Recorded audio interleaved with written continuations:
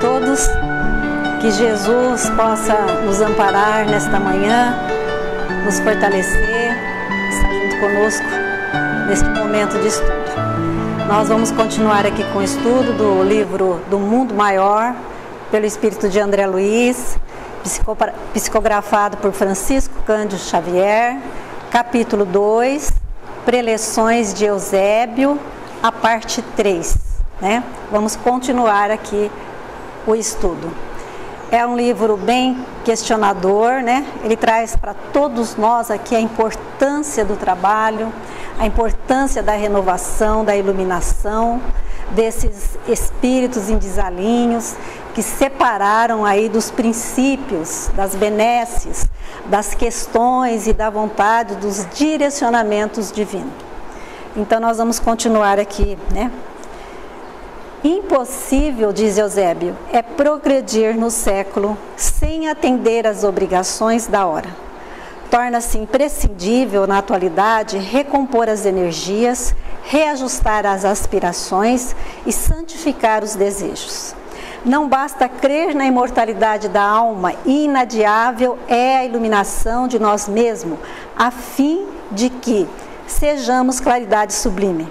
Não basta para o arrojado acometimento da redenção o simples reconhecimento da sobrevivência da alma e do intercâmbio entre os dois mundos.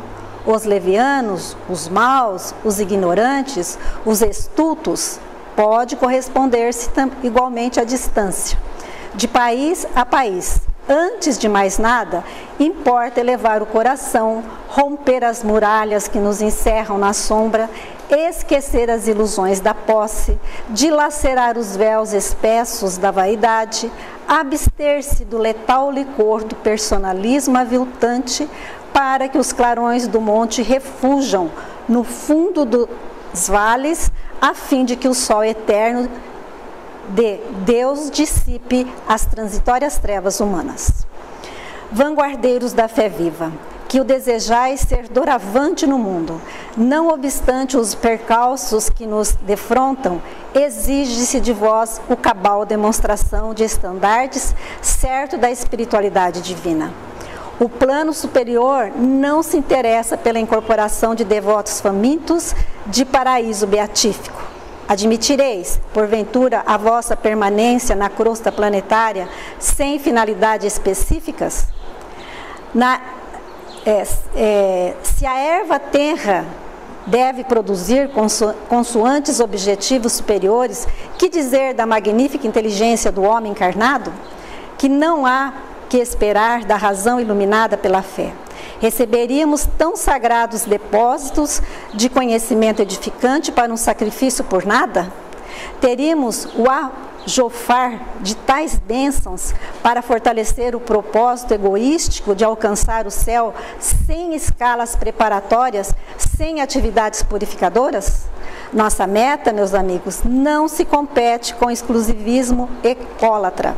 A porta divina não se abre a espírito que se não divinizaram pelo trabalho incessante de cooperação com o Pai Altíssimo. E o solo do planeta a que vos prendeis provisoriamente representa o abençoado círculo de colaboração que o Senhor nos confia. Recolhei o orvalho celeste no escrínio do coração, sedento de paz, contemplai as estrelas que nos acenam de longe, como sublimes ápices da divindade. Todavia, não ouvideis o campo de lutas presente. Bom, então aqui nós vemos, né, que o Eusébio está fazendo essas preleções aí, né, essas pessoas normais, como a gente, né, participando aí desse estudo, cada um dentro ali do seu grau evolutivo, com problemas como nós, né, todos, que pode ser a doença do corpo, pode ser a doença da alma, como os vícios das paixões, de egoísmo, de orgulho, mas Eusébio fala que esse fato de nós termos problemas, de nós ter passado por momentos difíceis, dificuldade no nosso dia a dia, não tira essa responsabilidade que nós temos no trabalho, no bem, né? E o discurso de Eusébio diz a respeito da nossa conduta moral, né? Do nosso dia a dia, da nossa experiência já evangelizada, né? Do que a gente já sabe. Muitas vezes a gente não tem muita paciência, a gente vai no lugar para fazer o bem, distribuir algumas coisas aos necessitados e a gente não tem aquela paciência que nós deveríamos ter. Estamos fazendo? Sim, estamos fazendo. Mas por dentro, nem sempre nós estamos aproveitando esse momento, né? Que é a questão do dever que ele coloca aqui. Como está no Evangelho segundo o Espiritismo, o dever moral que nós sabemos lá do Evangelho, que tem a ver com essa obrigação do nosso comportamento, de nossas atitudes. Nem sempre o que nós fazemos revela como nós estamos sentindo. Muitas vezes o coração não está envolvido no amor para ajudar. E ele diz, o serviço é grande recurso para o progresso. Ele é, mas só o serviço não é suficiente. É preciso que eu faça a minha parte, né? A minha mudança é ideal, né? Para o meu crescimento. O importante é a gente lembrar o que é a nossa função. O que eu estou fazendo aqui na Terra? Por que eu estou aqui fazendo esse estudo? Por que eu fui cair dentro da doutrina espírita, né? A gente tem que ter essa certeza. A gente nasceu, como já foi falado aqui no início, o Ângelo comentou, na casa certa, no lugar certo, a gente mora, com as pessoas certas, né? E é isso que a gente precisa aprender nessa vida. A gente precisa que está tudo certo, que existe uma lei maior regendo todo o universo. E que se eu quero uma vida melhor para mim, é importante que eu acenda a minha própria luz, diz Eusébio. Como? Através da minha transformação de sentimentos, de pensamentos. E aí Eusébio lembra que nós ainda, no nosso dia a dia ainda, fazemos muitas escolhas erradas. A gente briga, a gente não tem paciência, a gente não sabe perdoar os nossos irmãos. E assim como muitas outras coisas que a gente vê em todo o mundo, né, em todos os países e até no Brasil, né? E aí a gente pergunta, de quem que é a culpa de tudo isso, né? De quem que é essa responsabilidade? É nossa, é de cada um de nós. Porque eu não posso colocar a minha felicidade na mão do outro. É minha responsabilidade de procurar a minha felicidade. Porque com a minha felicidade eu vou mudando tudo que está ao meu redor. Então, quando nós procurarmos um trabalho para nossa melhora, é a hora aí que Eusébio fala de acendermos a nossa luz. É a primeira pessoa que se ilumina, somos nós mesmos, sou eu, né? Então, como nós vemos aí no início do capítulo, que Eusébio está lá fazendo o bem, né? O tórax dele está ali todo saindo a luz do chakra, do cardíaco dele lá. Então, ele está sendo o primeiro iluminado, né? Mas ele também está iluminando toda aquela sala lá. Então, que nós possamos ter essa consciência de aprender a servir, né? Para que a gente possa saber servir. E se nós quisermos trabalharmos, ser trabalhadores de Jesus, nós temos que saber servir. Servir o outro, não só com coisas materiais, mas também com o nosso tempo, com o nosso amor e com a nossa vontade. Eusébio está dizendo aqui, não basta crer na imortalidade da alma, o intercâmbio entre dois mundos, os levianos, os maus, os ignorantes, os estultos, que são os tolos, pode corresponder-se igualmente. Então, nós vemos que não é simples, né? Não é o intercâmbio por si só que tem critério de evolução para nós.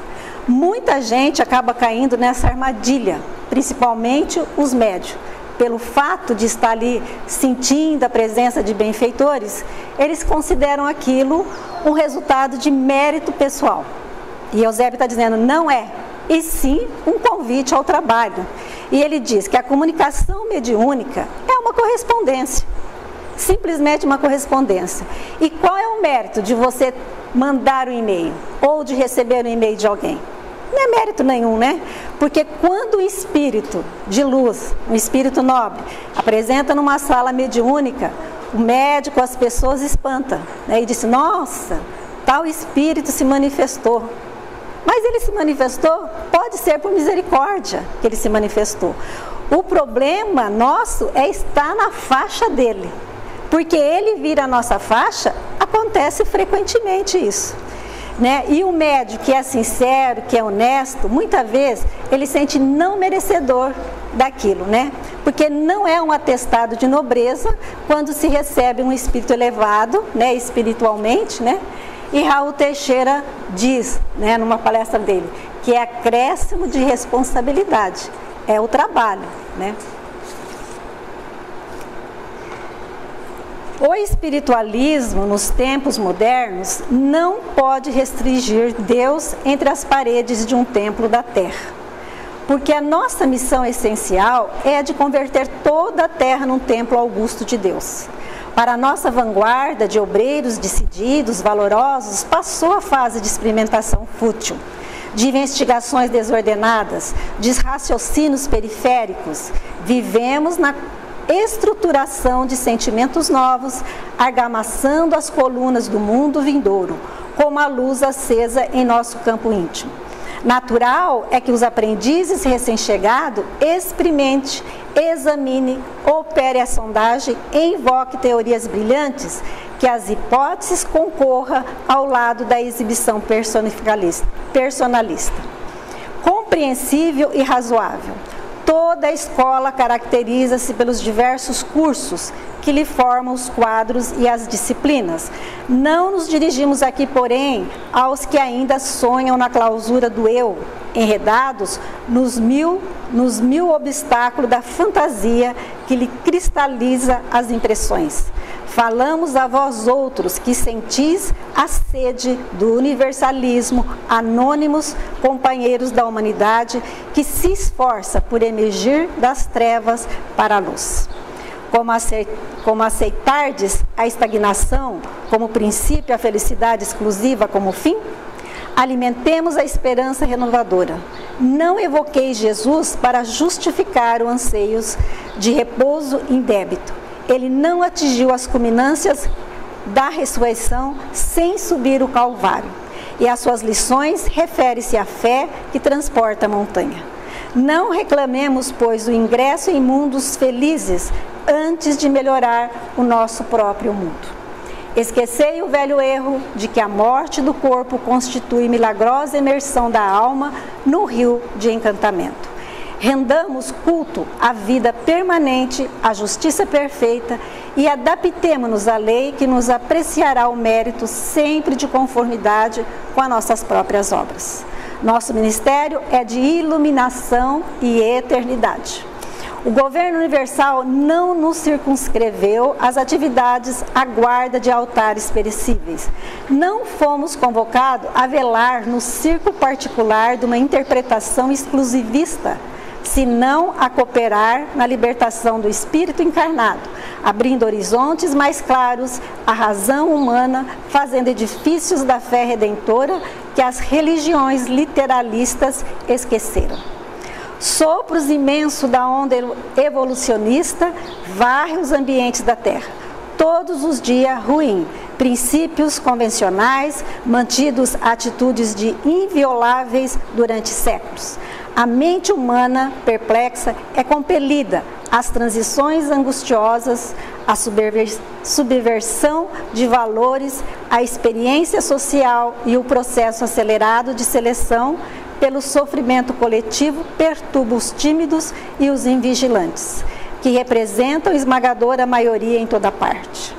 Como atender esses milhões de necessitados espirituais se não receberdes a responsabilidade do socorro fraterno?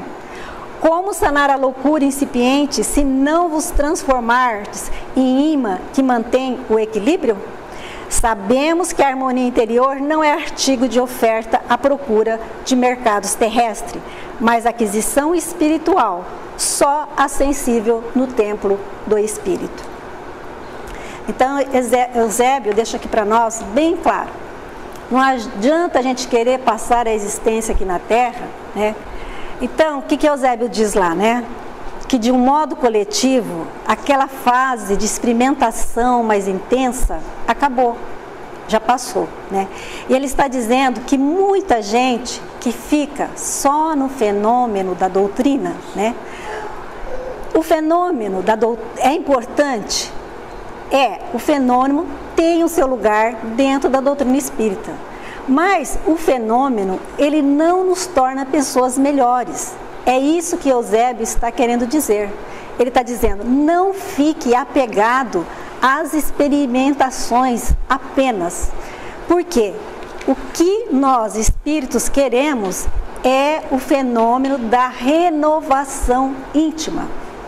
E Eusébio está dizendo que aqui não adianta a gente ter conhecimento, a gente ter o aproveitamento do mundo espiritual, se nós não estamos colocando em prática.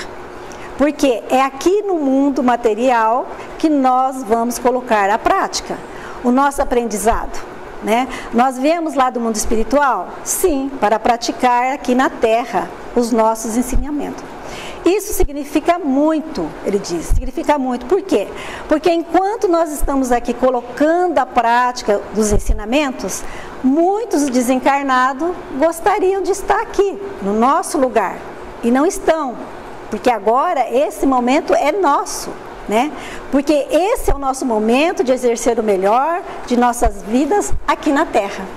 E Eusébio deixa bem claro, não adianta a gente querer passar a existência aqui na Terra, dizer minha vida não é desse mundo, minha vida não é do mundo, é lá do mundo dos espíritos, aqui não é meu lugar, esse mundo não traz nada para mim, e eu também não vou levar nada desse mundo, simplesmente assim, né?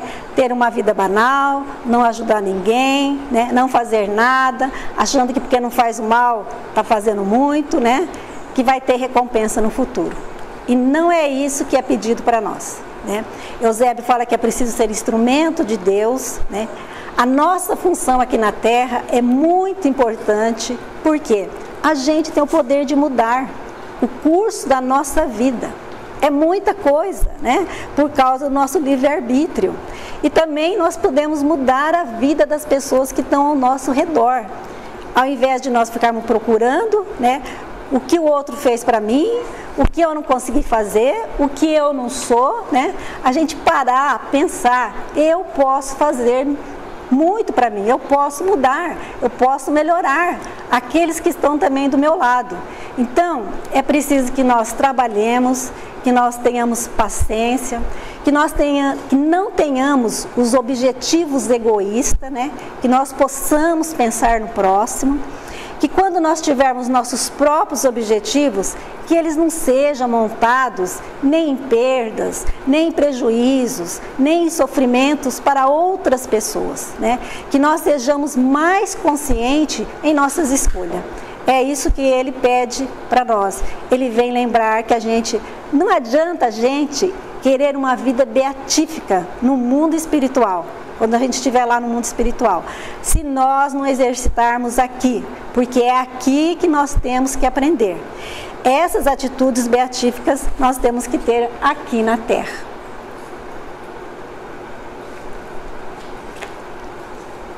Faça, pois, mister, acendamos o coração em amor fraternal à frente do serviço.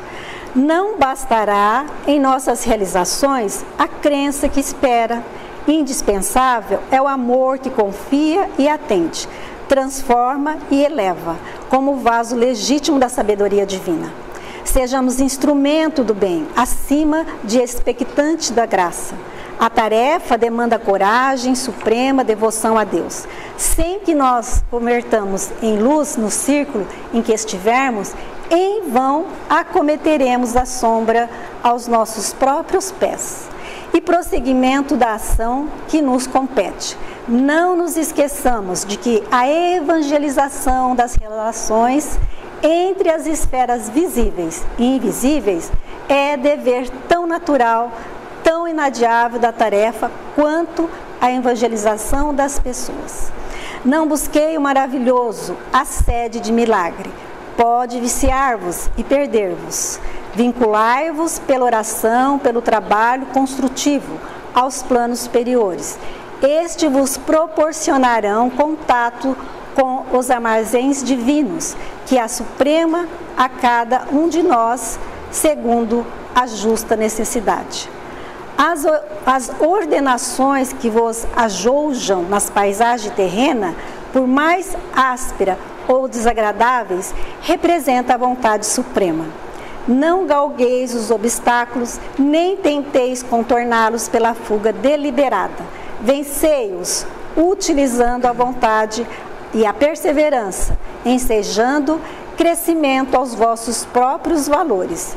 Cuidai em não transmitir sem a devida prudência aos caminhos da carne, em que muita vez imitais a mariposa estouvada, atendei às exigências de cada dia, rejubilando-vos por satisfazer as tarefas mínimas. Então, Eusébio diz aqui, é mister acendemos o coração em amor fraternal, entre irmãos, né? À frente do serviço. Não bastará em nossas realizações, a crença que espera. Então, que nós acendemos o coração, o amor aos irmãos, na frente de qualquer serviço a qual nós coloquemos aqui na terra. E aí ele continua, não bastará nossas realizações a crença que espera. O que Eusébio quer dizer aqui, né, nessa crença que espera? Sabe quando a gente assiste uma televisão, uma reportagem, que a gente vê as pessoas reclamando do governo, do prefeito, que não deu a bolsa, por exemplo, a Bolsa Família, né? Então ele fala assim, até quando, né, ele está dizendo, né, nós vamos continuar esperando que alguém faça alguma coisa por nós? Até quando nós vamos esperar, né? E quando nós vamos despertar? Quando nós despertaremos para as necessidades de nós fazermos as coisas pelos outros? É isso que ele está aqui colocando para nós, nos alertando. E ele continua. E no prosseguimento de ação, nos compete que nós não esquecemos que a evangelização das relações entre a esfera visíveis e invisíveis é dever tão natural, tão inadiável da tarefa quanto a evangelização das pessoas. Então ele falou aqui desse intercâmbio entre o mundo material e o mundo espiritual, que é objeto do nosso estudo, da nossa doutrina, né, que é do Espiritismo. Ele diz que não basta esse intercâmbio, que é a evangelização desse relacionamento é tão importante quanto a evangelização do indivíduo. Ele diz que é necessário evangelizar a relação que a gente estabelece com o mundo espiritual. Da mesma forma que a gente se evangeliza a si próprio. Por quê? O ser humano, ele vive relacionando mesmo que ele não queira. Mesmo que nós não queira. Haroldo fala muito disso numa palestra dele. Ele fala dessa triologia de Jesus, né? De que relacionamento com o divino. A gente relaciona com o divino, diz o Haroldo, mesmo que a gente não queira, com o próximo e consigo mesmo. Que a triologia, né, que essa triologia, amar a Deus, amar o próximo e amar a si mesmo. Que é essa inspiração espiritual ou então essa obsessão. São relacionamento, nós estamos o tempo todo relacionando, né? Então, tanto nós estamos sendo inspirados, como às vezes a gente está sendo, né, sendo na obsessão. Então, é o tempo todo essa necessidade desse relacionamento. Então, ele diz evangelizar as nossas conexões, evangelizar as nossas relações, que é muito importante, né?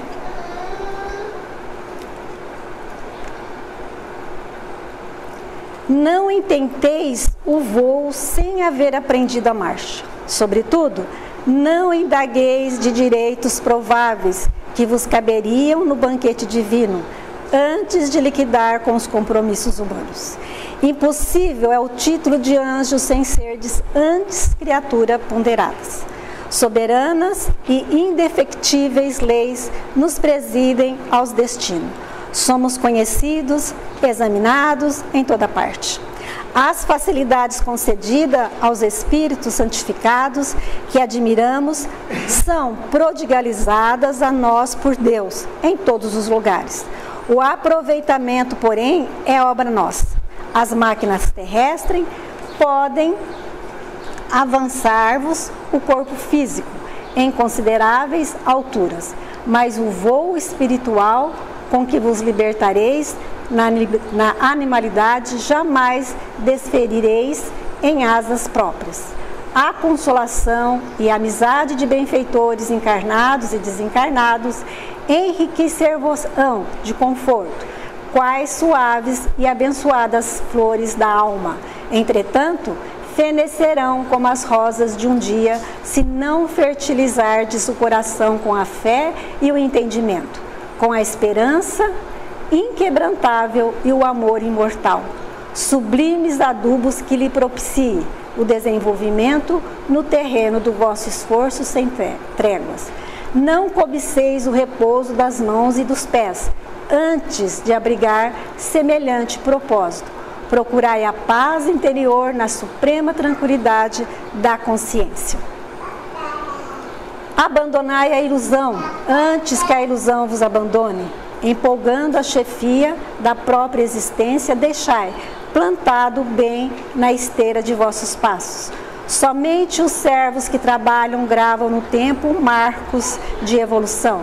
Só os que se banham no suor da responsabilidade conseguem cunhar novas formas de vida e de ideal renovador. Os demais chamam-se monarcas ou príncipes, ministro ou legisladores, sacerdotes ou generais, entregues à ociosidade. Classificam-se na ordem dos sugadores da terra. Não chegam a assinalar sua permanência provisória na crosta do planeta. Adejam como insetos multicores, tornando a poeira de que se alcançaram por alguns minutos. Regressando, pois, ao corpo de carne, valei-vos da luz para edificações necessárias. Participemos do glorioso Espírito de Cristo. Convertamo-nos à claridade redentora. Então ele diz aqui, não intenteis o voo sem haver aprendido a marcha, né? Nós temos uma mensagem do Divaldo que diz assim, não queira começar onde os outros já estão terminando. Porque a gente às vezes nos pegamos assim, dando um exemplo, querendo ser um Francisco Cândido Xavier, ser igual a ele, né? Quando ele já está terminando a tarefa dele, né? São anos de sofrimento, são anos de renúncia, são anos de preparação, de dedicação. É claro que a gente não vai conseguir, né? Então nós temos que ter essa consciência, né, de que nós temos que trabalhar muito ainda, né, que nós temos que ter respeito ao processo, ao espírito de sequência, né, para que a gente possa alcançar esses missionários aí que a gente vê, né. E aí ele diz, não abandonar, ele diz, abandonai a ilusão antes que a ilusão vos abandone.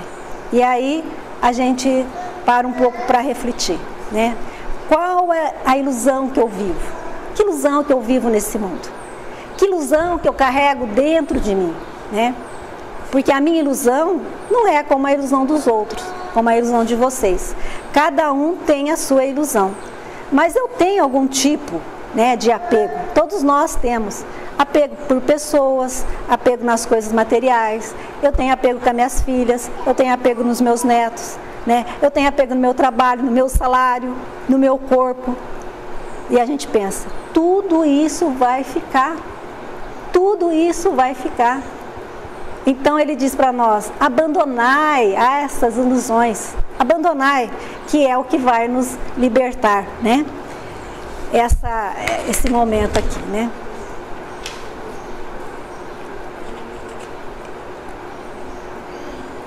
E aqui, continuando, ele fala do desequilíbrio generalizado e crescente invade os departamentos da mente humana. Combate-se desesperadamente as nações, as ideologias, os sistemas e os princípios. Estabelecida a trégua nas lutas internacionais, surgem deploráveis guerras civis, armando irmãos contra irmãos, a indisciplina fomenta greves, a ânsia de libertação perturba o domicílio dos povos, guerreiam-se as esferas de ação entre si, encarnados, desencarnados, de tendências inferiores, colidem ferozmente. Aos milhões, inúmeros lares transformam-se em ambientes de inconformação e desarmonia. Duelo o homem consigo mesmo, no atual processo acelerado de transição. Equilibrai-vos, pois, na edificação necessária, convictos de que é impossível confundir a lei ou trair os ditames universal. Então, ele diz assim, o desequilíbrio generalizado e crescente invade os departamentos da mente humana, que será tratado aí de maneira esmiuçada no mundo maior, né, nesse livro, que é a questão da saúde mental, por excelência. Diz muito da realidade do espírito. Porque se você pega alguém doente fisicamente, você pode até imaginar a possibilidade da pessoa ser enferma do corpo, mas ser saudável do espírito, né? Dando um exemplo aí, nosso querido Francisco Cândido Xavier, né? Era muito enfermo do corpo fisicamente, mas no ponto de vista espiritual, ele era pleno e integral. Então, Eusébio está dizendo, nem sempre segue uma linha lógica os problemas do corpo e a realidade espiritual. Mas as questões da mente, ela sempre sugere algo de raiz espiritual. Sempre são marcas nossas, conforme funcionar mentalmente. Ali, ela deixa pistas, ela deixa elementos de como nós fomos, de como nós somos, né? De como nós fomos no passado próximo, no passado distante. Então, é isso que ele está dizendo. E aqui ele diz assim, peroando, Eusébio proferiu bela e sentida prece, invocando as bênçãos divinas para a Assembleia. Sublimes manifestações de luz fizeram-se então sentir sobre nós. Encerrados os trabalhos, os companheiros ainda presos ao círculo carnal começaram a retirar-se em respeitoso silêncio. Calderaro conduziu-me à presença do instrutor e apresentou-me. O alto dirigente recebeu-me com afabilidade e doçura, acumulando-me de palavras de incentivos para o trabalho de André Luiz, né? Diz ele, precisamos servir, explicou ele, encarecendo as necessidades de assistência espiritual, amontoados de toda parte, reclamando cooperadores abnegados e fiéis. É o que ele deixa para nós nessa lição, né? Para que a gente possa ser cooperadores e fiéis. Quando Calderaro se referiu aos meus projetos, mostrou-se Eusébio paternalmente sorriso, gostando, expondo-nos providências diversas a tomar. Recomendou-nos que puséssemos em contato com o grupo socorrista, a que o assistente empresta ativa colaboração. Logo após, ao retirar-se, ladeado pelos assessores que lhe compunham a comitiva, o nobre mentor confortou-me bondoso. Sê feliz. Dirigindo a Calderaro, expressivo olhar, acrescentou. Dado o ensejo, conduze-o ao serviço de assistências a caverna. Tomada a curiosidade, agradeci, sensibilizado, e dispus-me a esperar. Aí encerra, né, o capítulo e André Luiz diz aqui, ele fala, ser feliz para André Luiz. Depois de todo aquele discurso, ele deseja a André Luiz uma felicidade, né, que é também na vida espiritual, quando ele sabe que o André Luiz está com todo aquele trabalho, né? Então eu achei muito legal essa maneira dele falar para o André Luiz ser feliz também nessas expectativas da vida espiritual. Muito obrigada a todos, que Jesus possa nos abençoar.